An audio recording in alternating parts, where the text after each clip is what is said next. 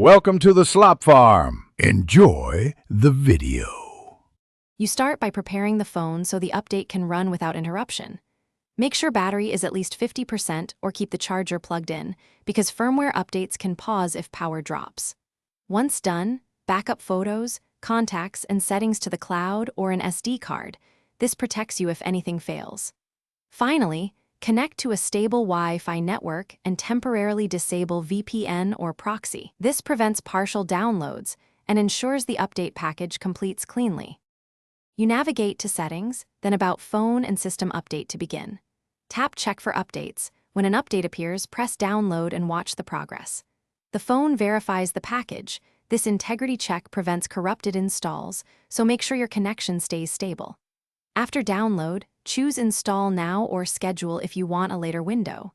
The device will reboot and apply changes. During this phase, do not interrupt power or force shutdown, because partial installs can brick system partitions. You finish by verifying the new build number and security patch in About Phone so you know the update succeeded. Once confirmed, re-enable VPN and restore any settings you changed. Open key apps to ensure they function correctly.